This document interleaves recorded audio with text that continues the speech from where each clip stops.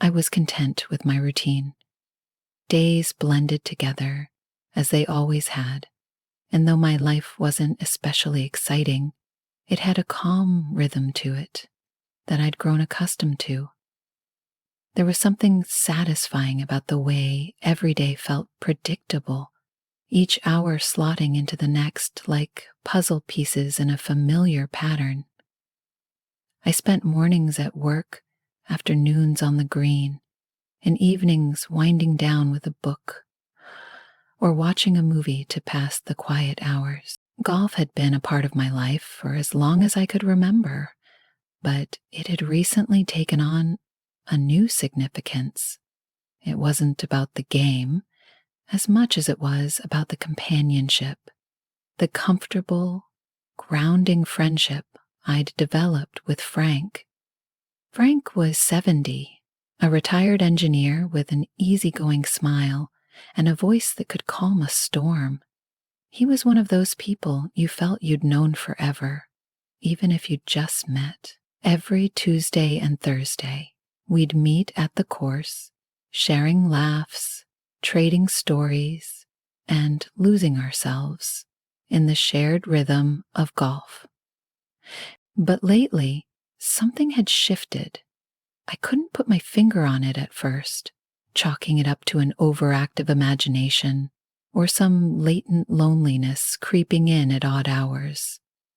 Yet, as the weeks went on, I found myself lingering in moments with Frank, my gaze catching his in the light, watching him as he lined up his shots with a kind of quiet precision that felt almost reverent.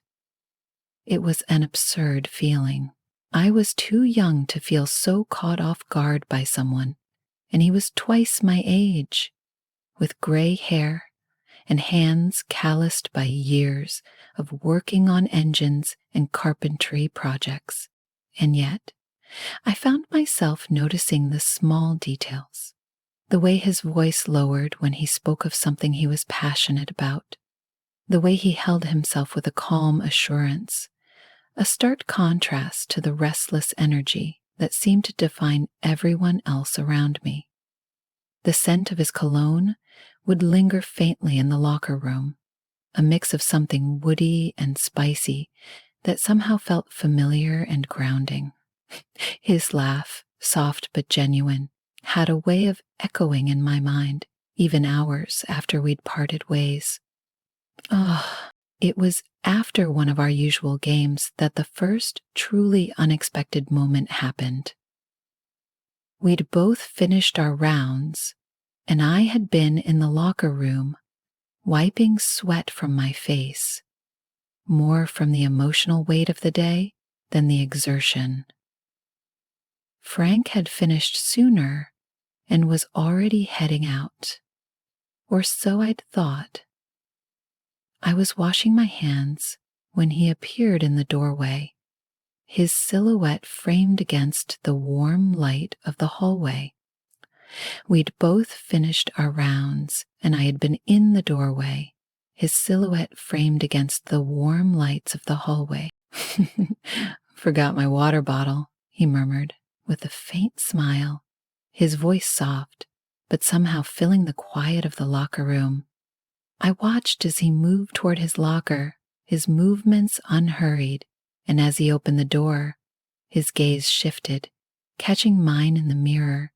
For a brief moment, something unspoken seemed to pass between us, a pause that felt heavy with things neither of us had yet acknowledged. I was rooted in place, hands frozen under the faucet, feeling the weight of his gaze linger on me before he turned back to his locker. As he grabbed his bottle, he turned toward me, his expression thoughtful, almost as though he was weighing something in his mind. "You know, you make golf interesting again," he said, his voice low. "I'd forgotten how nice it is to have company on the course." His words were simple, yet the look in his eyes said more. An intimacy that felt raw and vulnerable, as though he'd pulled back a curtain for just a moment. Same here, Frank.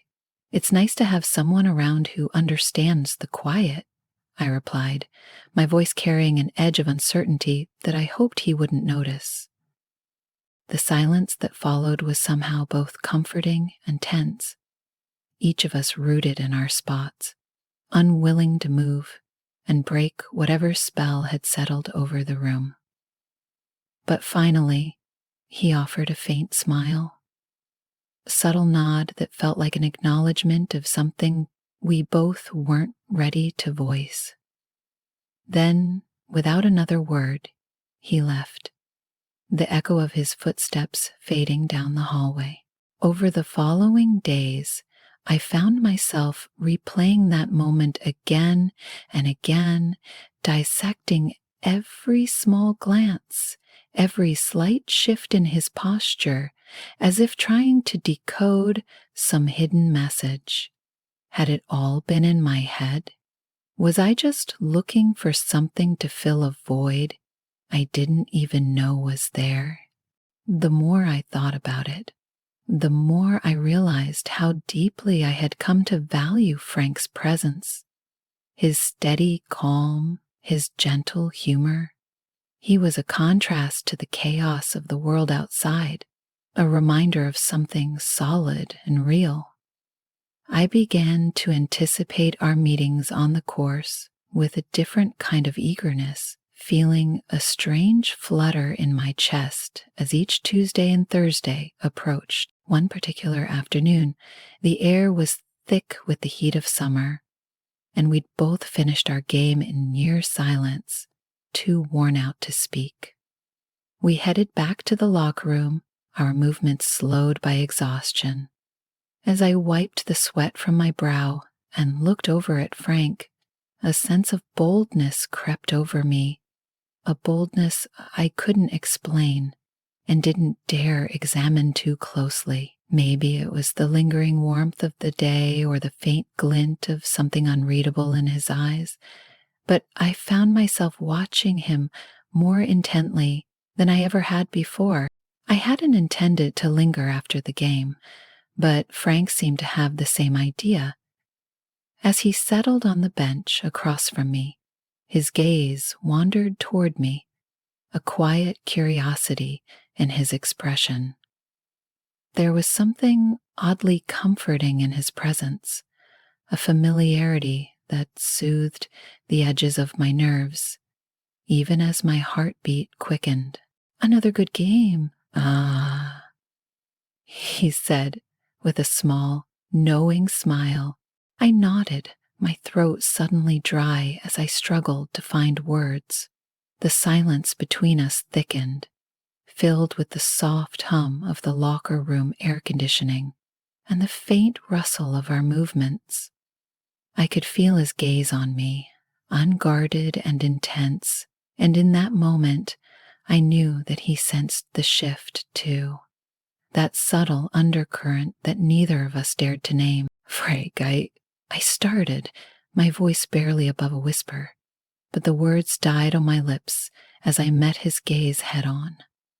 His eyes held a depth that felt both inviting and intimidating, as though he could see every stray thought that had crossed my mind in the past weeks. He shifted closer, his expression unreadable, and for a moment I thought he might break the silence with some light-hearted comment to ease the tension. But he didn't. Instead, he reached out, his hand hovering just shy of my shoulder, a gesture that felt both tentative and intentional. My heart raced, pounding in my chest like a drum, the air between us charged with something unspoken, yet undeniable. When his hand finally settled on my shoulder, it felt like an electric current shot through me, a jolt that sent shivers down my spine. We were too close, closer than we'd ever been, and I could feel the weight of his presence enveloping me, grounding me in a way that was both exhilarating and terrifying. Neither of us spoke, and yet words seemed unnecessary in the face of the intensity that filled the space between us. It was as though everything we'd left unspoken had culminated in this single, quiet moment, each of us holding our breath, suspended on the edge of something unknown and utterly consuming. His hand lingered on my shoulder, a weight both comforting and charged, and for a brief, unguarded moment, I leaned into it. It was almost imperceptible, a slight tilt of my body, but it was enough for him to feel. I sensed his fingers shift, tightening ever so slightly, as though he too was aware of this invisible line we were inching toward. His thumb moved in a slow, absent-minded stroke along my shoulder, a subtle gesture that sent ripples of heat through me, and I felt my pulse quicken.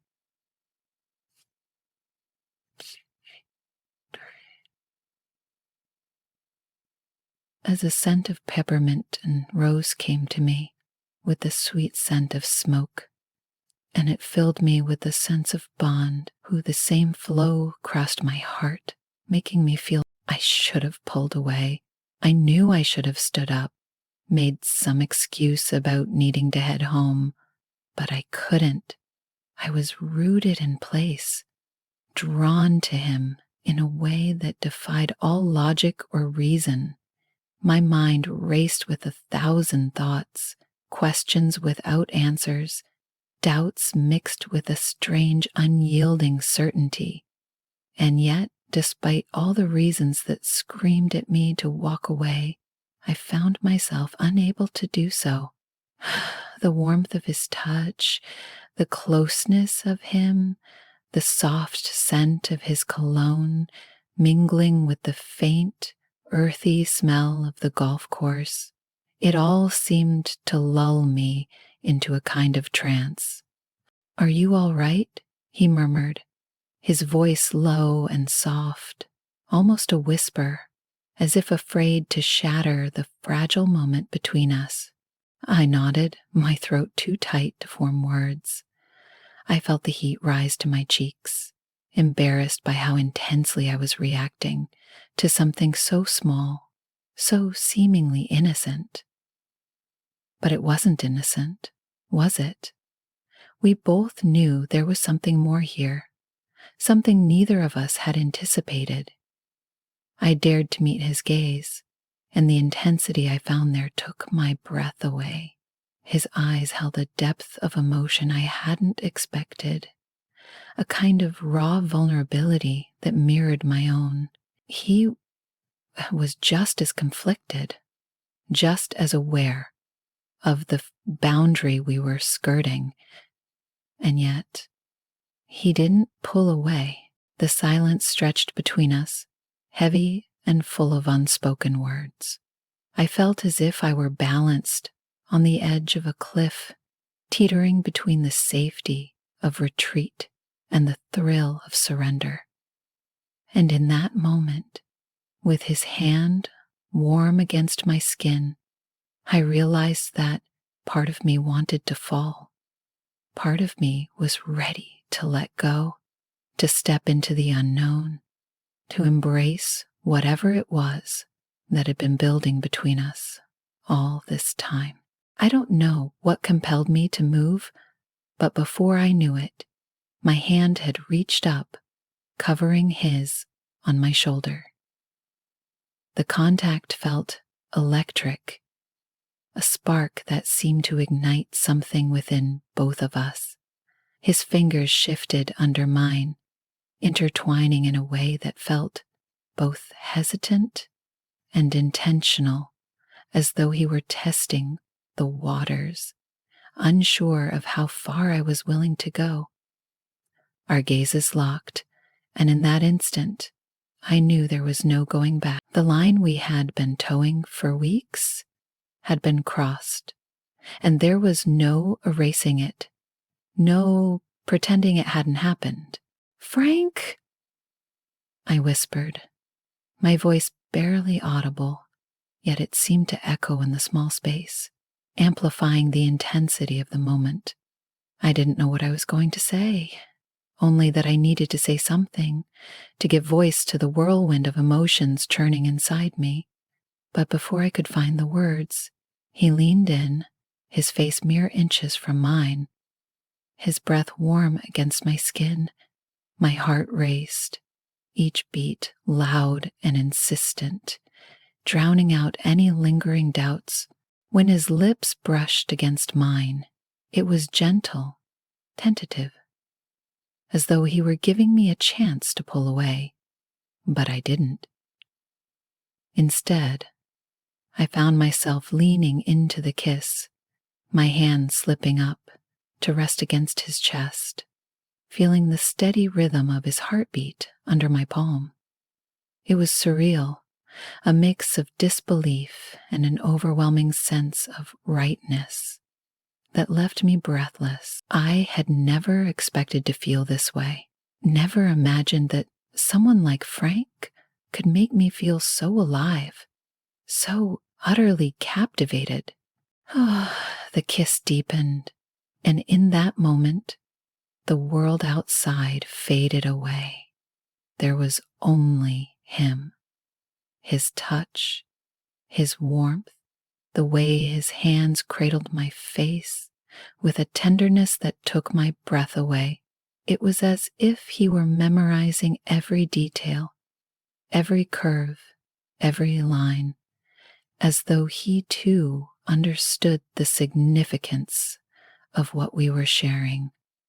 Our lips moved in perfect harmony, an unspoken language of desire and connection that needed no translation.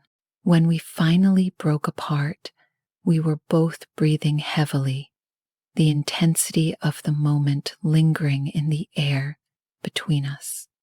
I felt as though I had just crossed an invisible threshold, one that could never be uncrossed. There was no going back to the way things had been, no undoing the connection we had just cemented. And though a part of me was terrified by the implications, another part felt a strange, undeniable sense of peace, as if everything had finally broken into place. His hands slid down to my shoulders, and he looked at me, his gaze steady, filled with a quiet understanding. I didn't mean for this to happen, he admitted, his voice barely more than a whisper, yet carrying a weight that resonated deep within me. Neither did I replied, my own voice trembling with the intensity of my emotions. But I'm not sure I regret it. He nodded slowly, a small, sad smile playing at the corners of his mouth. Me neither, he said, his fingers brushing a stray strand of hair from my face. The gesture was so simple, so tender, and yet it conveyed a depth of emotion that words could never capture. But this, it's complicated. I know, I murmured, feeling the weight of his words settle over me like a shroud. And yet, despite the complexity, despite the doubts that lingered at the edges of my mind, I couldn't deny the way I felt. I couldn't ignore the connection that had bloomed between us, the way he made me feel seen, understood, in a way I hadn't felt in years. For a long moment, we simply stood there, our hands intertwined, neither of us willing to break the silence that had settled around us. It was as though we were both waiting for something, some sign, some confirmation that what we had shared was real, that it wasn't just a fleeting moment of weakness. Maybe we don't have to figure it all out right now, I finally said, my voice soft but steady Maybe we can just see where this goes. He looked at me, his eyes filled with a mixture of hope and uncertainty, and for a moment, I thought he might say something to try and talk me out of it, but instead, he simply nodded, his grip on my hand tightening ever so slightly, a shared understanding. "A step at a time," he murmured, a faint smile breaking through the seriousness of his expression. And in that moment, I felt a surge of warmth, a sense of belonging that I hadn't felt in far too long. It was messy, complicated, and fraught with uncertainty, but it was real. And for the first time in a long time, I felt as though I was exactly where I was meant to be. As we finally parted ways, the weight of the evening settling over me, I couldn't help but feel a sense of quiet anticipation for what lay ahead.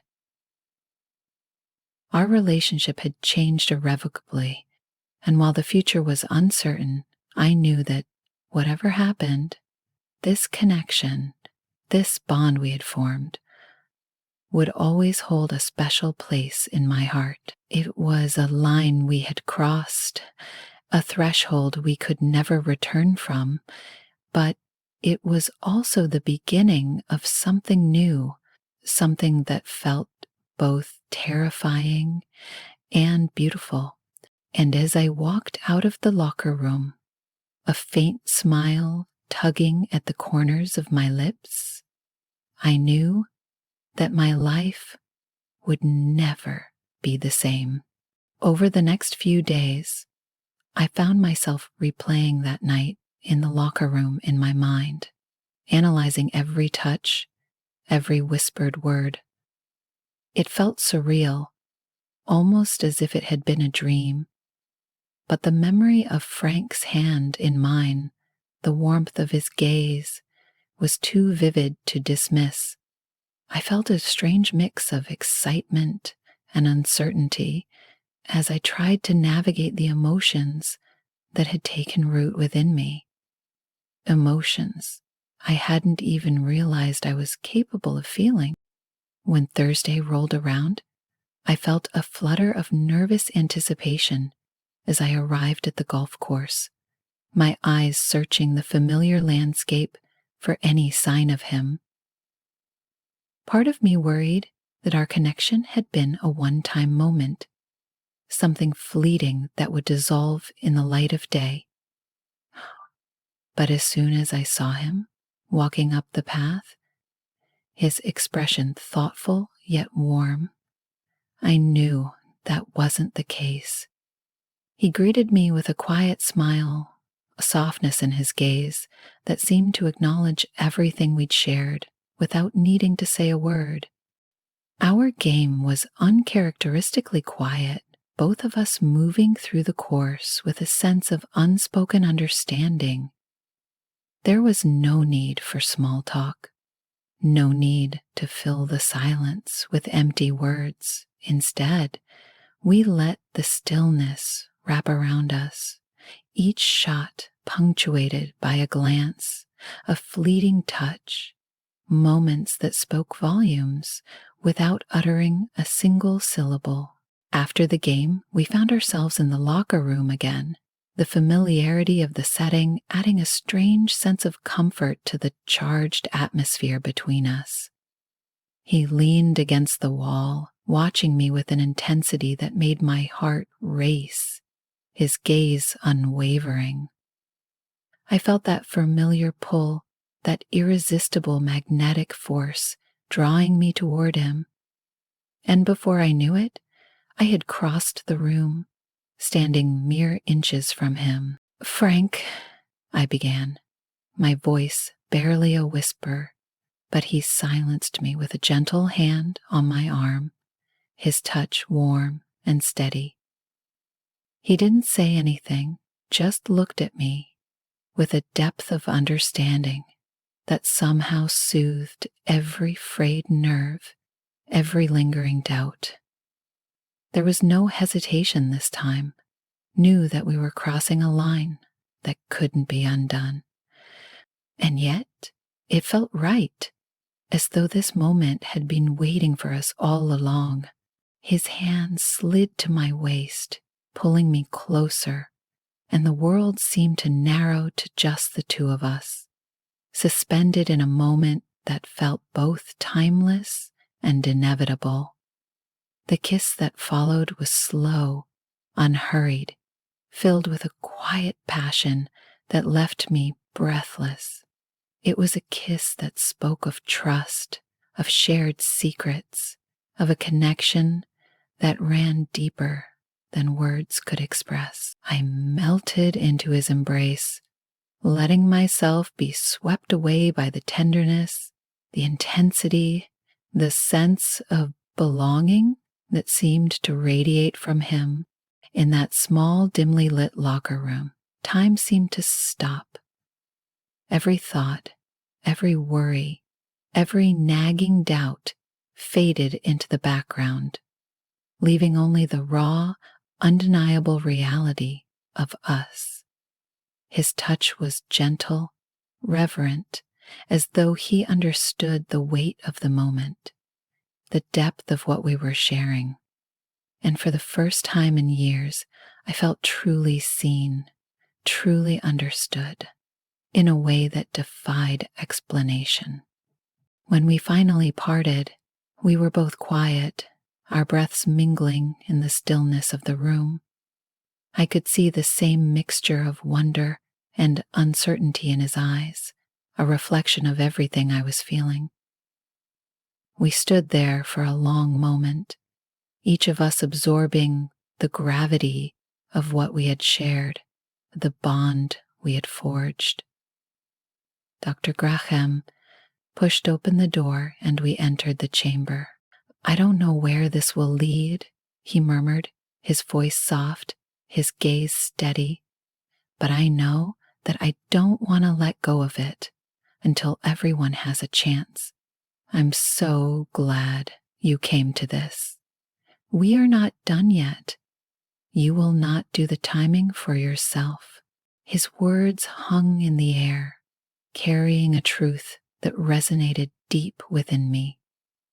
I didn't know what the future held, didn't know how our connection would fit into the lives we'd built separately, that I knew that I couldn't turn away from it. There was a part of me that felt a quiet certainty, a conviction that whatever challenges lay ahead, we would face them together. "Me neither," I whispered, my voice trembling with the weight of the emotions I could barely contain. "I don't want to lose this." He reached out, his hand finding mine, and the warmth of his touch sent a wave of calm through me. It was a simple gesture, yet it held a depth of meaning that words could never capture. In that moment, standing in the quiet intimacy of the locker room, I knew that we had crossed a boundary that could never be erased, but I also knew that I wouldn't change a thing. This connection, this bond, was something rare, something precious, and I was ready to embrace it, whatever the future might hold. As we left the locker room together, the weight of the world seemed to lift, leaving only the quiet joy of being in each other's presence. There would be challenges, of that I was certain, but I felt a sense of peace, a quiet confidence that together we could face whatever lay ahead. This was more than a fleeting moment, more than a simple connection. It was a beginning, a promise of something deeper, something real. And as we stepped into the fading light of the afternoon, his hand warm in mine, I knew that my life had changed forever. It was a line crossed, a bond that could never be undone, and for the first time in years, I felt truly alive.